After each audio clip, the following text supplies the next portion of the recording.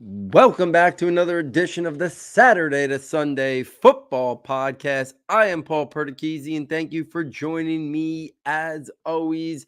Week 7 of the college football season in the books. Week 6 of the NFL season concluding tonight with the Dallas Cowboys up against the Los Angeles Chargers. As I am recording this, a lot to break down. It was a big weekend of college football. Some really big matchups, a lot of stars were performing this week. A lot to talk about. We're going to break it down here this evening on the Saturday Sunday Football Podcast. Let's jump right into it with the NFL Draft Report for Week 7. We'll start with our SS teams of the week, our first string and second string teams of the week. But there's some other stuff to talk about. So after we get through the first and second string, there'll be a couple other things that we kind of talk about that I think are worthy and important in terms of the NFL Draft Report for this week. So let's start with the first string team of the week. It is Michael Penix Jr. At the quarterback position. He helped Washington beat Oregon 36-33. He was 22 of 37, 302 yards and 4 touchdowns. The first string running back of the week from the same game on the other side was Bucky Irving. He had 127 yards and 1 touchdown.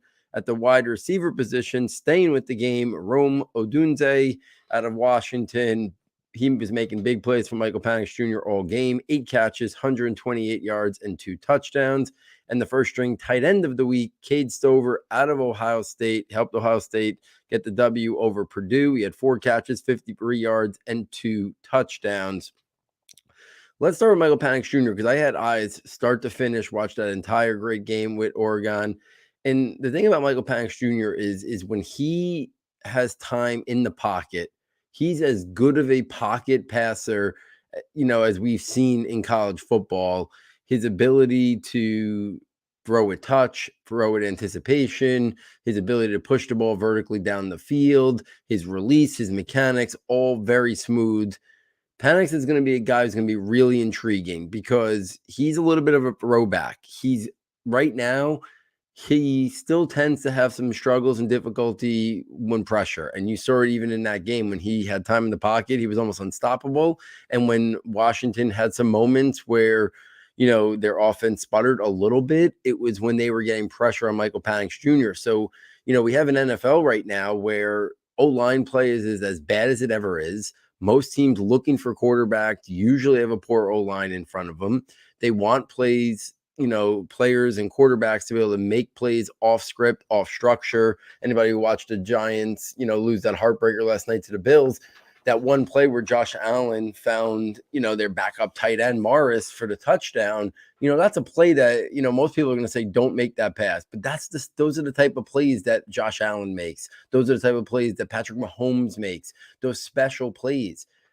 Michael Penix is a guy who, when everything is on structure, he's an unbelievable passer. But I do wonder how high his draft stock can take and his draft capital because he's not going to do much with his legs. He's not a guy who really plays off structure, handles pressure right now well.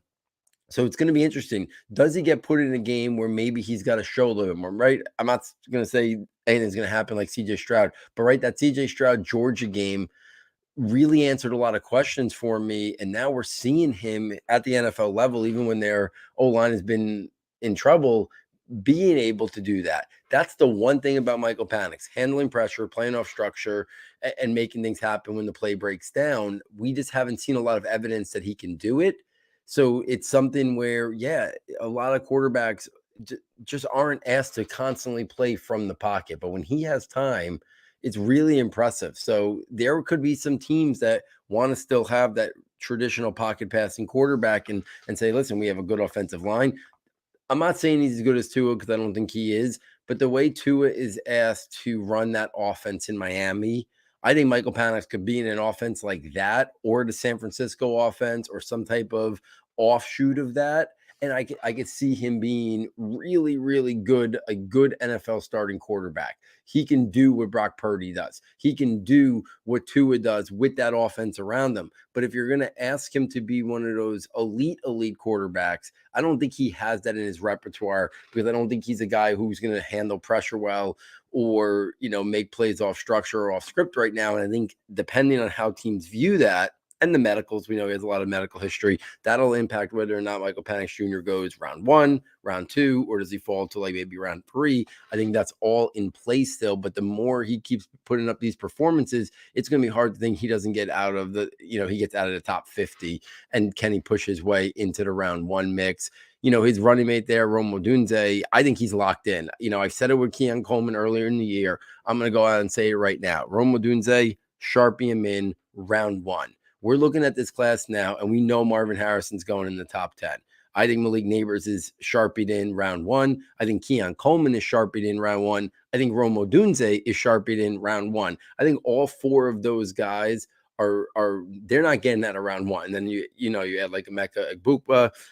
We could be talking about 5 guys penciled in there for round 1. But guys like Rome Odunze, guys like Keon Coleman, size, athleticism, body control, ball skills, ability to win vertical, traditional outside, type wide receivers, that prototypical X. You don't see that anymore. We don't see that from year to year. And now in this class with Harrison, Odunze, and Coleman, we can potentially have 3 of them.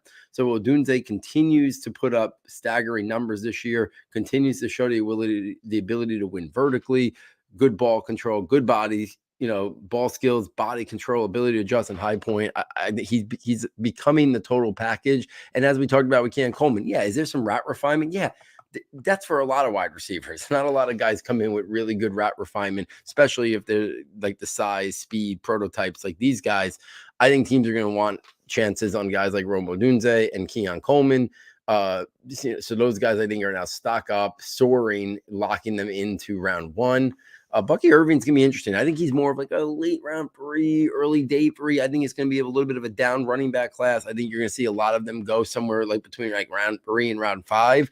And I think Bucky Irving is a guy that in today's NFL, space player, a guy who can maybe handle 12 to 14 touches, be part of a work, a backfield, part of a committee, can play on 3 downs, can run on the perimeter, can be that guy, inside draws, stuff like that, and a pass catcher. I think that's going to be Bucky Irving's game. And then Cade Stover. Listen, we know, Jatavian Sanders, Brock Bowers, they're the top of the class. But I think Cade Stover's making a really interesting case that he's in the mix to be the 3rd tight end. He's maybe the most balanced or complete of the tight ends in college football. And we're seeing him put together a really nice statistical year, something we don't usually see from the tight ends at Ohio State. If I take this to the 2nd string team of the week in the NFL Draft Report, let's start with the other quarterback in that Washington-Oregon game, and that was Bo Nix. 33 of 44, 337 yards and 2 touchdowns. The 2nd string running back of the week was Audric Estime out of Notre Dame. He helped ND really beat up on USC this past week, 95 yards and 2 touchdowns. The 2nd string wide receiver of the week is Devontae Walker out of UNC. He helped UNC beat Miami, 6 catches, 132 yards and 3 touchdowns, quickly becoming Drake May's go-to guy after he transferred from Kent State. Then it looked like he was going to have to sit out the whole year. And then he was able to come back 2 weeks ago, and he's making his presence felt immediately. And the 2nd string tight end of the week, Jaheim Bell, continues to be an integral part of that Florida State offense. Helped them easily beat Syracuse this past weekend, 4 catches, 87 yards. Bo Nix, to me, the story with Bo Nix is very similar to Michael Penix. I still think there's some question marks. He's got better athleticism, better mobility than a guy like Michael Penix, but can he translate that athleticism and mobility to playing off structure, playing on the run, and still being good decision maker? I think that's still the area where people want to see a little bit more consistency. But you watch Bo Nix play now and you compare him to when he played at Auburn, you would think you're watching 2 completely different players. The Bo Nix at Auburn, who came in so highly regarded coming out of high school, he struggled in most facets of the game. And if he wasn't a big time 5-star recruit, I don't think people even would have been talking about him based on his performance on the football field. But now he's really morphed himself into a legitimate top 50 candidate in terms of his quality of quarterback play. He could push his way to be QB3 in this class. He's going to be an interesting one because he's got the athleticism, he's got the size, he's got the prototype, he's got the arm talent, and people have started to see a lot more consistency with Bo Nix. Talked about Audric Estime. I really think it's interesting. I saw something that Mel Kiper has him right now as his RB1 in this class. And I think me and Jeff have been talking about it every week. This RB class has not lived up to preseason expectations. Blake Corum's been good, not great. Donovan Edwards has really not been the impact player that we expected. Braylon Allen has not done much. Raheem Sanders has not done much. Trey Benson had that one really good game, but he hasn't been as much of a focal point in that Florida State offense. So there's a possibility somebody emerges, and a guy like Esteem's really been, one of the true bell cows and really leading that ND offense. And he's a guy who, when Mel Kiper doesn't just say stuff for the sake of saying stuff, I think he's hearing from some scouts, some NFL people, that they must like his game. Now, again, I'm not sure anybody even goes in the first 50 picks at the running back position, but Esteem is a guy that maybe is pushing his way into the day 2 mix. And that's a far stock up from where he was before the season started. And then Devontae Walker, it's so great to see him getting an opportunity, because I was so excited for him when I watched him this summer. And then it sounded like he was going to be suspended for the whole year. But this is a guy at 6'2", 197, the junior, good to very good athleticism. He's got speed, he's got bursts, he's got acceleration to win vertically, good to very good body control, ball skills in hands, ability to high point and adjust to win contested catches. I was so excited to see him this year with Drake May and morph into that number 1 wide receiver for UNC, and that is exactly what he's doing. I had a grade as an early day 3 grade on him, but I think he's a guy that could see his stock rise and maybe be even in the round 3, round 4 mix, because I think his upside is really high there, and he's going to continue, to be Drake May's go-to guy and put up really potential, strong numbers. And now he's doing it at a much higher level of competition, which is one of the question marks we obviously had about his game. So really strong start to Devontae Walker's UNC career over the last couple weeks, making a big impact this past week and helping UNC knock off Miami.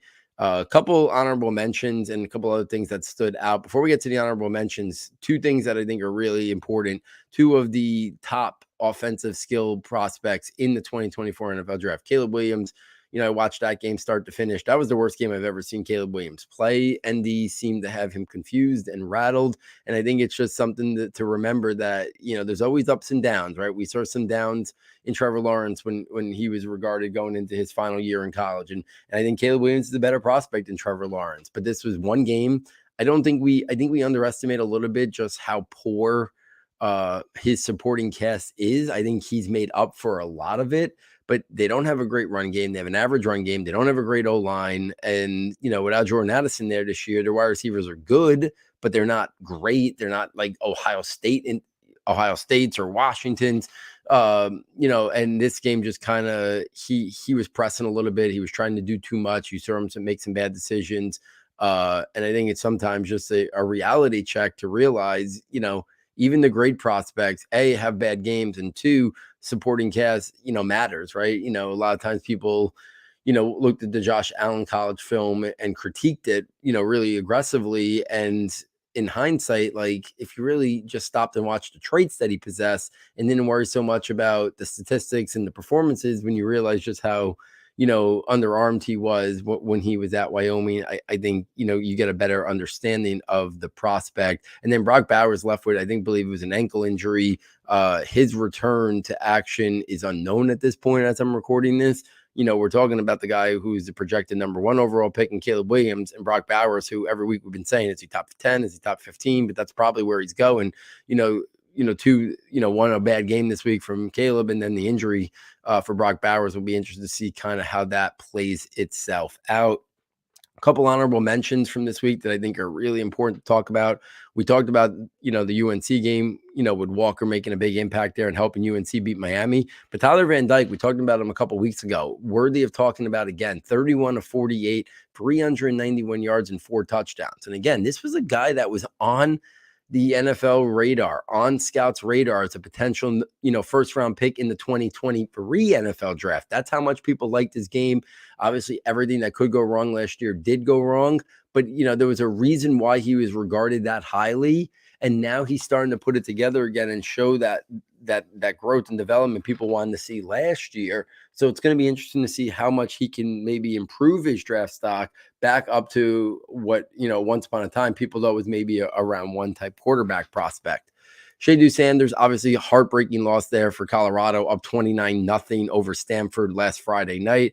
But Shadu Sanders, again, I don't think he's going to be a part of this draft class because I think he's going to go back to school, stay with Travis Hunter, stay with his dad for one more year, try to make Colorado into a real powerhouse next year with another recruiting class and another, transfer portal class. But he is draft eligible, 33 of 48 this past week, 5 touchdowns, finally showed some, rushing production, 37 yards on the ground. I think he has the athleticism to use his legs to make plays too. So yeah, take the loss out of it for a second. What we see in Shadu Sanders is a guy who, for me, he's my clear QB3 right now, what I've seen from him and projecting the growth and development moving forward. Another really strong performance this past week. Wide receiver, 3 honorable mentions. I mentioned them before, but Keon Coleman, if you watch his highlights from this past weekend against Syracuse, some of the ridiculous plays. He had this one-handed catch where he went up and get it. I don't know who was talking about him. I don't know if it was the broadcast or, in the studio afterward. Somebody compared him to Brandon Marshall. I don't love that comparison. I think he's a much more athletic player than Brandon Marshall. I almost look at Keon Coleman and I think like of a more athletic version of T. Higgins in terms of his ability to win vertically down the field. I just think he's got a lot more explosiveness than even a guy like T. Higgins, but he's got that size frame. He's got the ability to win at the catch point, go up and get it. I haven't found my ideal comp for Keon Coleman yet. I don't see Brandon Marshall, who was much more a guy who won with his strength and physicality, not a guy who won a ton vertically down the field. I think Keon Coleman fits more of that traditional guy who can win vertically down the field. Like I said, I think him and Rome Odunze are now in the mix to be wide receiver too. Like, I love Malik Neighbors, and he's my wide receiver too right now. And I love, Emeka Egbukwa, but what Odunze and Coleman are doing, I think it's going to be a pick your choice. Some people are going to look at Odunze and Coleman. I think could have them as their second or third wide receiver in this class, pushing down Neighbors and some of the other guys we thought maybe were ahead of them before the year started. And then we've talked a lot about the Washington wide receivers, obviously Odunze, Jalen McMillan. But we also got to talk about James Polk, 6 catches, 118 yards, 1 touchdown. Another guy's putting together, a very strong season. And Washington, I think you could easily make the case that they got the best wide receiver trio, 1 to 3. I think it's debatable about 1, 2. A couple of teams there really can stake their claim to the top 2 wide receiver duos, but trio of wide receivers, what Polk brings to the table there on top of Odunze and Jalen McMillan, I think makes them easily the best trio of wide receivers. And he's a draftable prospect as well, maybe an early day 3 for Polk, a round 1 for Odunze, and potentially a day 2 for Jalen McMillan. So, really strong group there for Washington. If we take this to the Devy slant, just 2 names I want to talk about today, and that's from that Colorado-Stanford game from last Friday night. What Travis Hunter continues to do, 13 catches, 140 yards, and 2 touchdowns, it's going to be fascinating how the NFL views him. Do they view him as a wide receiver? Do they view him as a cornerback? Do they view him as a guy that could legitimately at the next level play both at times? Not to maybe the level that he's doing in college, but I mean, he's showing amazing endurance to play on both sides there. So it's going to be really interesting to kind of see how he's viewed by NFL teams. What position, do they prefer him at? What position do they want him out? What does he want to play? Does he want to dabble on both sides? But then does that limit his ceiling maybe by, not focusing all his attention? But, what he's doing this year, enjoy the ride this year, enjoy the ride next year before he's probably a lockdown top 10 pick the following year. And we'll see for what position. And then, I got to get some more game film on Alik Aomanor out of Stanford. But when you catch 13 passes for 294 yards and 3 touchdowns and now have over 500 yards and 4 touchdowns on the season, I need to look into him a little bit more because this was my introduction to the sophomore wide receiver. And when you put up that type of stat line, I don't care who the defense is or lack thereof, but you put up those performances. He had some amazing catches, so it wasn't just like, inflated yards. He was doing a lot in that game. He was making some spectacular catches. So stock up on him for sure. Travis Hunter continues to just amaze me with what he's doing on both sides there as well. Let's take this off of the college game and head to the NFL side of things. And let's start with the NFL rookie report for this past week.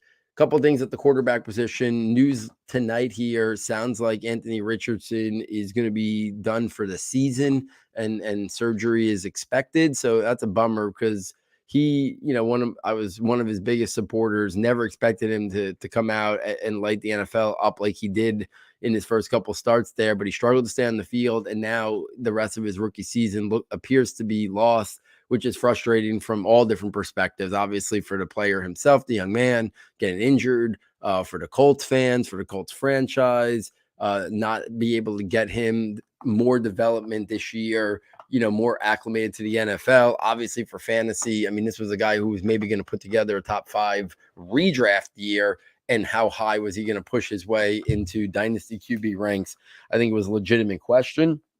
Now, while he's still going to be very high, we just have to temper enthusiasm a little bit because, he's going to come back from an injury. There's still a lot of growth and development. There's still a lot of getting comfortable. But what this does do is Indianapolis now understands what they got to build around him, what they got to give him to hit the ground running next year and potentially be an elite player and get Indianapolis back into, the division race and the playoff mix for next year. CJ Stroud, the numbers aren't gaudy, 13 of 27, 199 yards and 2 touchdowns, but he was going up against a good New Orleans Saints defense. Houston finds a way to win again. They're bringing Bree. When they made that trade last year, to get Stroud and Will Anderson and gave up a bounty to move back up to get Anderson after they took Stroud at 2, there was a lot of questions, and I questioned the move, and I still question it for the pass rusher, but I think they kind of were looking at them as a duo that they didn't want to leave the draft without. And my reservations were they gave up that first round pick. What if they were terrible this year and they gave the rights to, Drake May or Caleb Williams? But it looks like they found their franchise guy.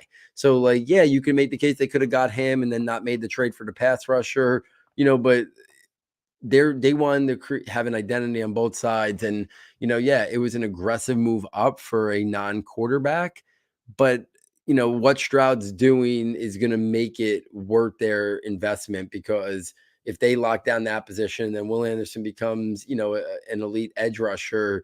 Arguably the 2 most important positions, maybe left tackle in the mix there with edge rusher, they could have potentially found in this past, draft. And listen, they're in the mix in that division. They play hard. They're coached well. And Stroud continues to show that all the narrative about his game, the questions about him, probably all for naught. And he's answered them early and often this year. You look at Carolina making the big move up to get Bryce Young.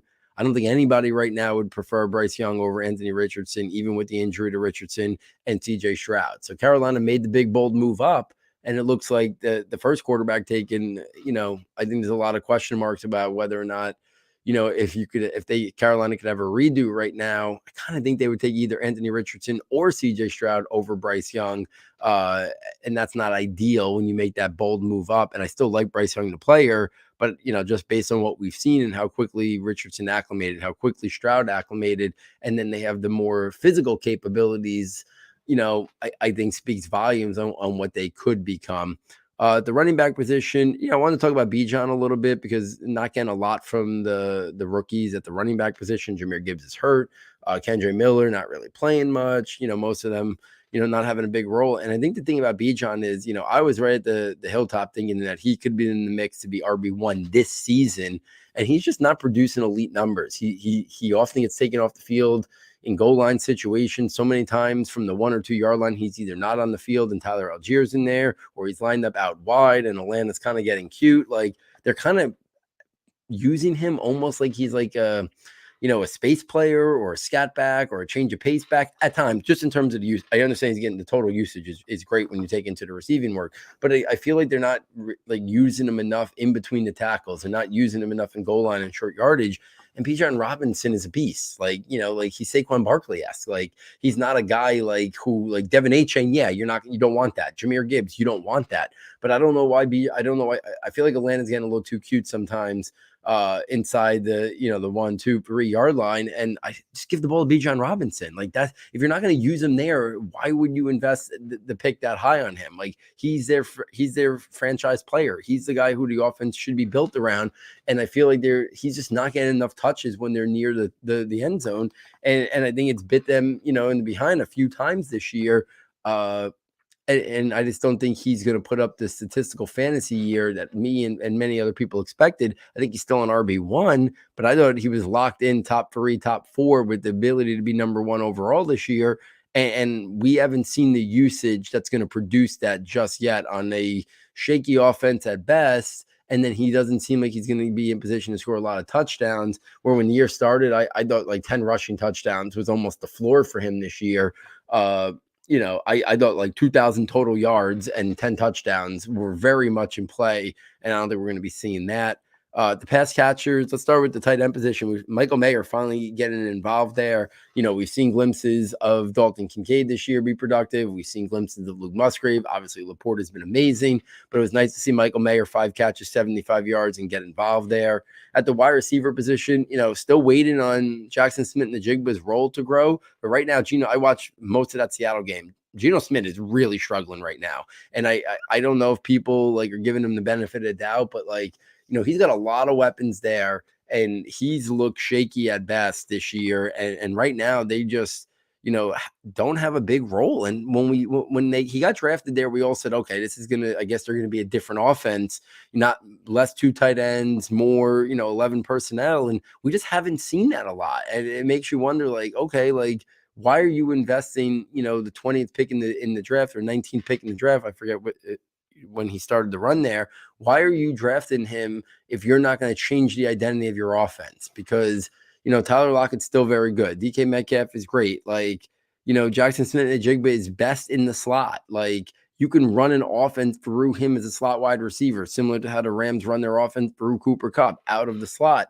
But, if he's not going to be playing a lot, like it just makes the pick very dubious. And if they're going to continue to be reluctant to play more 3 wide receiver sets, it just raises questions about, what was that pick about? And, has something changed? Has it been the O-line? Has it been Geno? Like, what has limited them utilizing him more when they obviously invested such a high pick in him? Jordan Addison's first game without, Justin Jefferson in the mix there because of injury. He only had 4 targets. He did score a touchdown. He's just not being used as a 3-level player, a guy who can win, at the line of scrimmage and make players miss. A guy who can win the intermediate range, and then a guy who could also hit vertical shots down the field. Right now he's kind of struggling a little bit with man-to-man coverage. If you look at some of the next gen stats, better against zone coverage. But in that first game, he didn't become the focal point of the offense, where when you take a guy in the first round and then Justin Jefferson goes down, I think they kind of want Jordan Addison to emerge. So it's going to be interesting to follow that. One of my biggest questions with this wide receiver class last year was, is everybody more suited to be, a good number 2 wide receiver? And is anybody better than a low-end fantasy wide receiver 2? And nothing has changed to make me definitively think anybody is a wide receiver 1 on their NFL team, and nothing yet has changed to make me think anybody is more than a low-end wide receiver 2 is their ceiling. As much as, Zay Flowers had a good week this week, 650-1, but is he a guy who's going to be a true number 1 at the next level? Is he a guy who's going to produce top 18, top 20 overall fantasy wide receiver numbers? I'm not sure. I think he's more of a low-end wide receiver 2 to a high wide receiver 3, which is, I kind of think, the ceiling for most of the guys from this draft class. Rashee Rice started, gaining some momentum there. He's, I think, the best Chiefs wide receiver to own moving forward. Josh Downs, he's probably going to catch a lot of passes the rest of the year from Gardner Minshew. He had 5 catches, 21 yards and a touchdown, but he's kind of developing into that slot guy. I think he could be like Hunter Renfrow plus. He's a guy who just finds a way to uncover and get open, but also has the ability to get vertical as well. If we take this to the NFL Dynasty Report for this week to kind of close out the pod, a couple things I want to talk about. Internally, I've been debating when I do my next quarterback updates on my positional dynasty rankings, Tua, CJ Stroud, Trevor Lawrence, and Justin Fields. I honestly think ranking them in dynasty right now is very hard. I think we kind of know the Mahomes, Allen, Hurts, Lamar, Joe Burrow, Justin Herbert, Anthony Richardson. For me, that's my top 7. And I think Richardson, is going to stay around 7 now just because of the injury. But to me, that next group there of,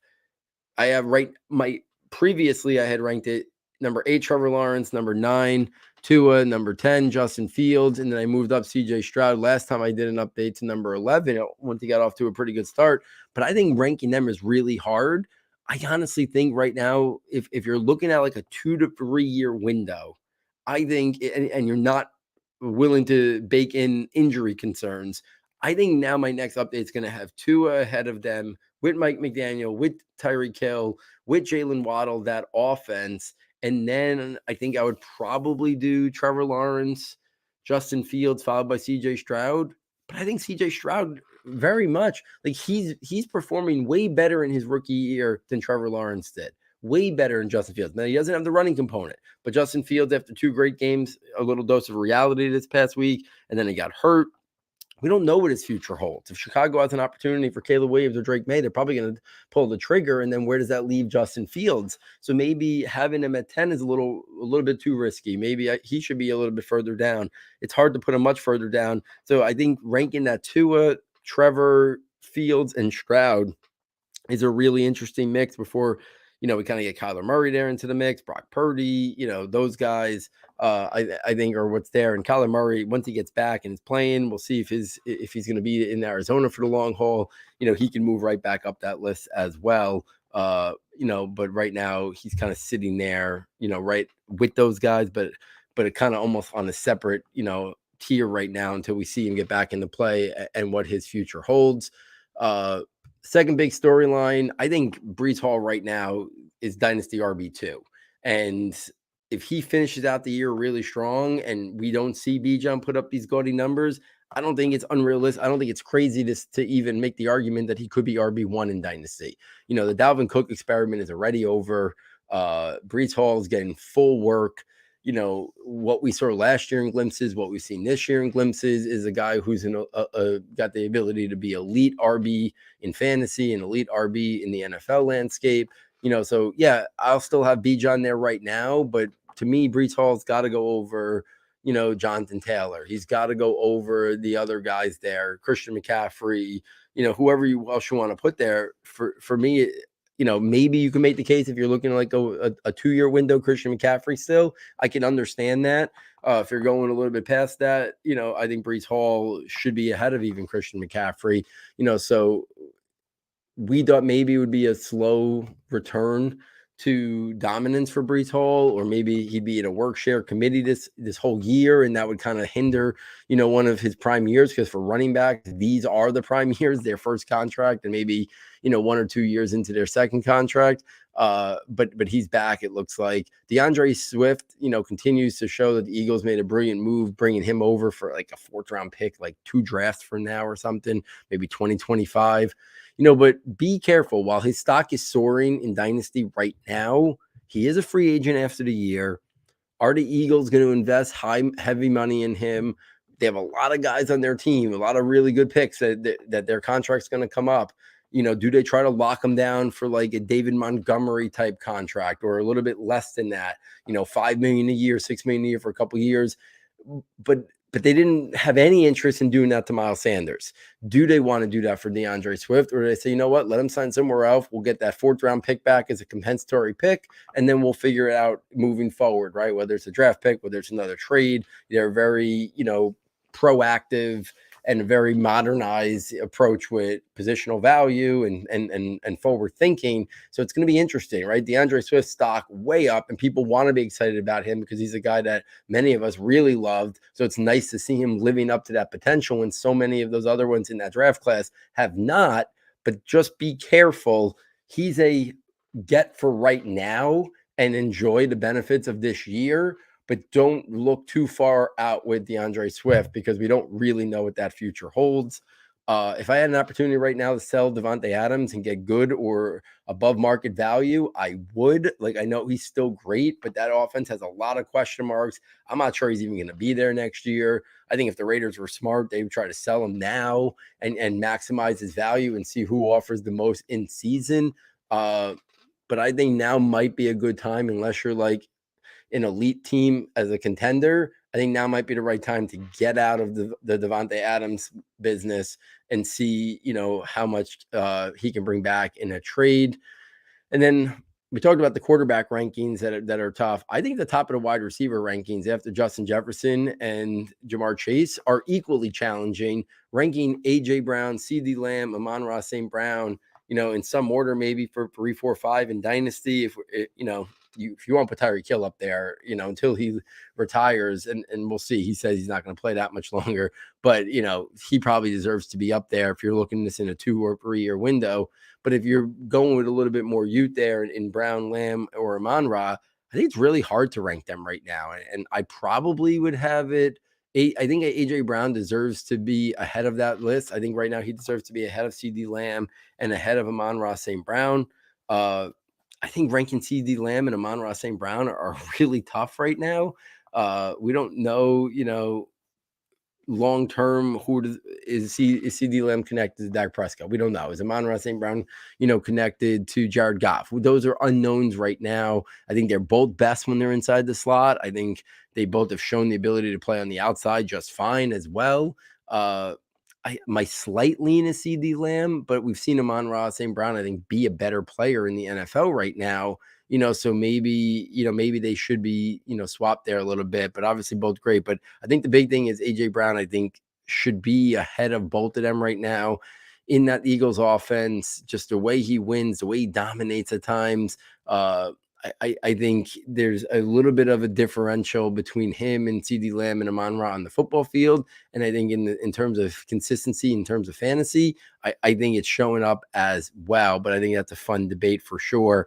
Once Jeff gets back on with me, if we don't have any like big storylines, I would love to kind of pick his brain about these quarterbacks and these wide receivers that I ranked on this episode, just to kind of get another perspective from his side. So there it is, guys. Another NFL Dynasty report for week 6, another NFL rookie report as well. And then obviously the Devy Slant and the NFL draft report for week 7 of the college football season.